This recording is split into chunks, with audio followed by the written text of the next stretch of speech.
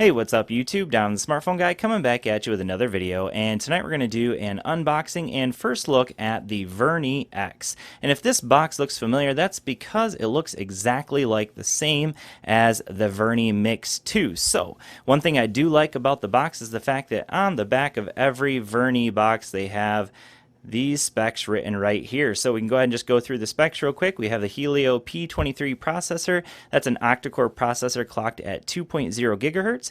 We have a 6-inch Full HD display. That's an 18:9 aspect ratio. We have 6 gigs of RAM, 128 gigs of onboard storage, and you can add a micro SD card as well for expansion.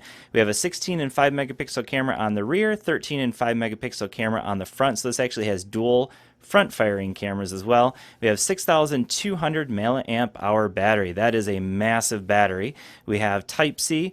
We have Android 7.1 with Vernee's own VOS launcher, and that's a very stock launcher. We'll take a look at that in a little bit.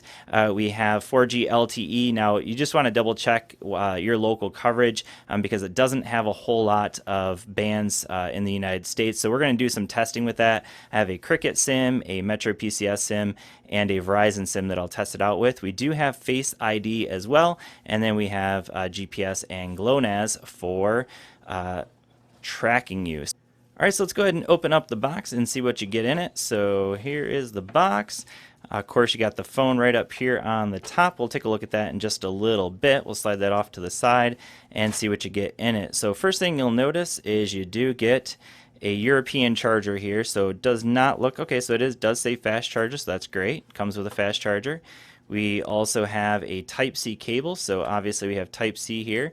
And looks like we have a dongle because I'm guessing that we don't have a headphone jack on the phone. Set that off to the side. We have a SIM rejection tool. We have a couple of booklets here, and this is one thing I always appreciate when manufacturers include a screen protector and a case. This seems to be a pretty decent case. So it's definitely a TPU case, nothing fancy, but I do like that it has those extra bumpers on the side. So very nice case. I like that. So I really like that these unlocked phones come with cases oftentimes. So I'm gonna go ahead and set that off to the side, and we'll take a look at the main attraction. So we got all the plastic off. Let's go ahead and take a look around the device. So you can see here on the back we have our dual cameras and a fingerprint sensor, as well as our dual tone LED flash. Notice that the back has a very matte finish to it, and feels a lot like the Google Pixel 2 XL. Pretty solid in the hand. Has a really actually a nice feel in the hand. It's definitely kind of a heavier phone, which you'd expect from a 6,200 milliamp hour battery. But yeah, overall nice feel to it. You have our buttons over here on the side, so power button and volume rocker feel really nice. Up on the top, nothing. On the bottom, it looks like we have our Type-C, a speaker, and a microphone. And on the left-hand side, looks like we just have our SIM tray. Now, again, that's dual SIM, or you can also use it as a micro SD tray. And there's our 6-inch display. You can see in terms of the bezels, we do have some decent bezels both at the top and the bottom. And then you can see up here we have our cameras, and then we do have a front-firing flash as well as our earpiece. So nice looking screen, definitely a nice display there. We're going to go ahead, and it looks like it's almost all the way cranked up there. So decently bright. We'll have to test that out more once we get into our full review of the device. Alright, so let's go ahead and take a look at the software on the device, and one thing you'll notice right away with this phone is that Vernee's launcher is a very stock experience. So you can see we can pull from the bottom in order to get our app drawer, or there's actually an app drawer button there as well. So if you look at the phone, this is what comes on it, except one I've added, which is Geekbench 4. Now I want to mention that I've tried to run Geekbench 4 on here, and so far I've had no luck with it. So we'll test that out in our full review of the phone, just to give you a better idea of how this thing actually runs. But yeah, pretty much no bloatware here. When we go into the settings, you can see if we scroll all the way to the bottom, we do have Android 7.1.1 with the November security patch, so not completely up to date, but not too bad. But I do really like that it's a very stock experience. And also, if you take a look down here, we do have the ability to get rid of our software keys there. So if you want to get rid of them, you can just hit that little button to get a full screen experience. And also, when you're in apps, you can see here that we do have a full screen screen mode as well, so you can pick and choose which apps are running in full screen, so to utilize that full 18:9 aspect ratio. Some other things that they have in terms of tweaks in the display options, we do have adaptive brightness, and you can see that we do also have, where is it, mirror vision. So if you want to cast this to a TV or something like that, maybe a projector, you do have that option as well. In terms of the buttons, that's going to allow us to change our navigation bar down here. So I just prefer it in this orientation where I have back, home, and then recent apps there. And then it does give you the option to hide it as well. So that's where you can get that option. And then we have a couple of button gestures here, so we can basically just double tap the power button to get the camera, or power button ends a call as well. And we have some motion gestures built in as well, so just a couple there, some screenshots, flip to mute, and then we can tweak what shows up in our status bar as well. So lots of options to tweak it. Certainly not as robust as something like the OnePlus 5T when it comes to software tweaks, but still a very stock Android experience, so I do really like that about the device. All right, so now we're going to go ahead and take a look at the cameras on the phone. So again, we have a 13 and 5 megapixel camera on the front and a 16 and 5 megapixel camera on the rear. So I'm in video mode at the moment. So one thing I want to point out here in the video mode is that in the rear cameras, we have 1080p is the highest resolution we can get. And then when we flip it around to the front cameras, let's go over here. There we go, to the front cameras.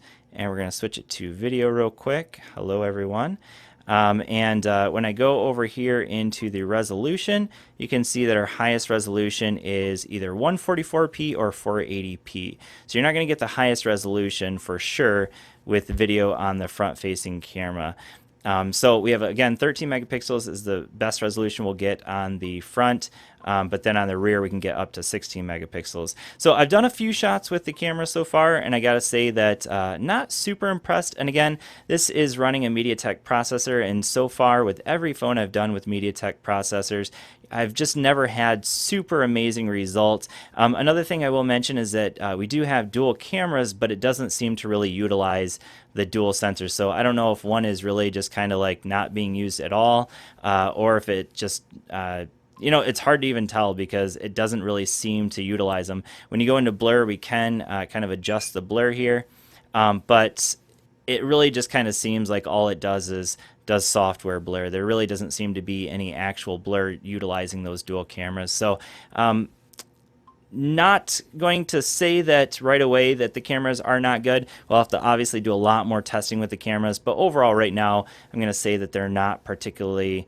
impressive so far. But let's go ahead and take a listen to the speakers now. So I have a YouTube song already lined up here.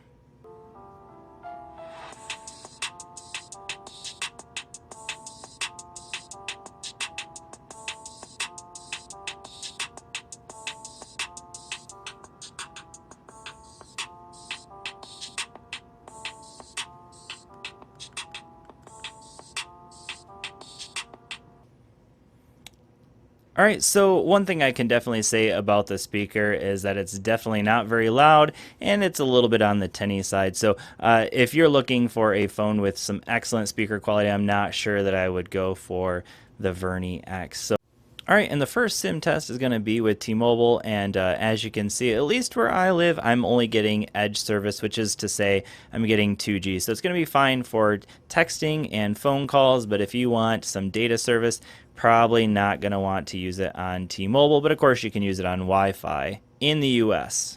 All right, and so our second test is with Cricket Wireless, which is running on AT&T's network, and one thing you'll notice right away is that there is no service. So at least where I live, you're not going to get coverage on Cricket Wireless or AT&T or any of their MVNOs. So looks like in the United States you're going to be good with T-Mobile just for 2G coverage. Obviously for data you're going to want to use Wi-Fi. But outside the United States, obviously this is a phone that's designed for Europe, for Asia, so it's going to be just fine over there. All right, so my first impressions of the Vernee X, number one, battery life is going to be absolutely fantastic. Just in the quick testing that I've done so far, battery life has gone down maybe 3% over a long period of time, so battery life is going to be absolutely fantastic. In terms of the software, it has a very nice software feel to it. Performance-wise, that's going to be kind of a hard judgment call at this point. I'll reserve that to talk about in the full review of the phone. Camera-wise, I definitely don't think these are going to be fantastic cameras. The speaker also would be a little bit of a negative here as well. So overall, decent option, $250. Again, link will be down in the description if you're interested in picking up the Vernee X from GearBest.com. Thanks for watching. Hopefully this video has been helpful for you, and I will see you all in the next one. Peace.